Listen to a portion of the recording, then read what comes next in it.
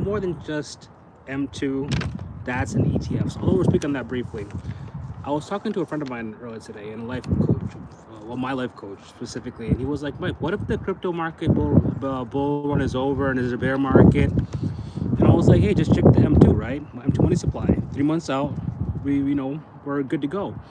And he told me, he's like, Mike, there's people that don't believe in the M2 chart. Have you heard the contrarian beliefs? And I have my notes here. It's a little bit windy, but I like being outside when I do these. I hate being inside, especially since I spent all day in the beach town for the next at least 3 weeks, here for 2 months.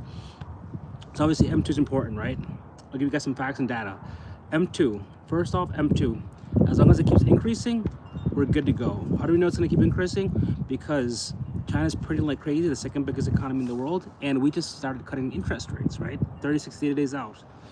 We had our last interest rate cut in September. We're going to have one at the end of October, as I always say, and we're going to probably have one on December 10th, which means 3 months, a month or two out from December 10th, we're good to go. So that's 4 or 5 months. That's digital asset treasuries. Every single day, we hear companies are buying crypto for their treasuries, basically locking it up for a good amount of time. Let's be honest. They're not trading this let's buy it right now and sell it next week. They're doing the strategy and Bitmine strategy, which is basically you buy the asset and you store it for 5, 10, 15 years, which goes along with state governments like Florida and Michigan. We're going to have more state governments next year establishing Bitcoin strategic reserves. Michigan looks like it's on track to do it this year. Florida this morning just filed to basically have it talked about in the upcoming 2026 legislative session, which is also an election year, which could play into them wanting to do that so the Republicans stay in power, even though they shouldn't have any issue. ETFs. We are still waiting on the ETFs to be approved for Solana and XRP. If those are approved, we know that there's going to be demand at least for the XRP one, based on the fact that Chicago Mercantile Exchange, fastest growing ETF of all time, the first one to reach $1 billion was XRP. There's appetite for this. One is obviously unit bias. The other is the fact that it's a much more smaller market cap at the moment than Ethereum. So Solana is seen as Ethereum part 2, but a fifth of the market cap, and it has more room to grow. So there will be appetite for the Solana ETF as well. The Clarity Act. We had the Genius Act passed, and now we have the Clarity Act that's on deck. As soon as the government opens, I assume that this will be passed by Thanksgiving and signed by President Trump, which goes on to the next topic. Chase Bank and Bank of America and other banks, either they're integrating their applications into Coinbase, so when you click a button on their bank apps, you go to Coinbase, or they're allowing people on the app themselves to actually purchase cryptocurrency. Some of them are expected to do this in Q1 next year. Some of them I think might do it right before. These banks, they want to beat each other to it. They're not going to wait. It's not like they have a truce where okay, one of us does it, we're all going to do it together. No, there's probably going to be a bank that's going to offer it to retail before the end of this year. And by the way, don't forget to subscribe, and share the video. Sharing is caring, and it's free. Everything that I say is not financial advice. Do your own research. You could lose all your money because crypto is highly speculative and risky as F. So, Twitter sentiment. Twitter sentiment for me, howdy. Minds over matter and PRO. The last two things. Twitter sentiment.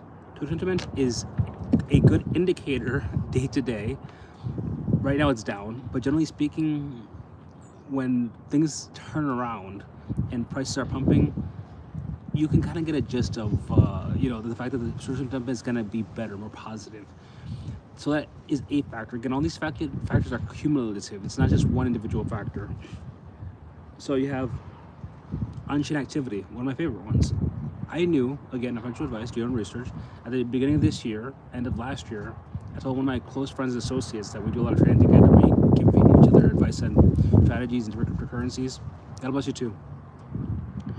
And I told him, listen, man, nobody's building on Cardano. Cardano was great in 2020, 2021, but you have to understand one big thing, that was the only competitor to Ethereum.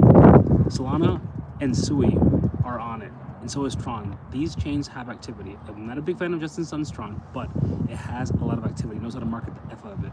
So Cardano, great product in the sense that it's good for 2020. It's like the MySpace or the Yahoo.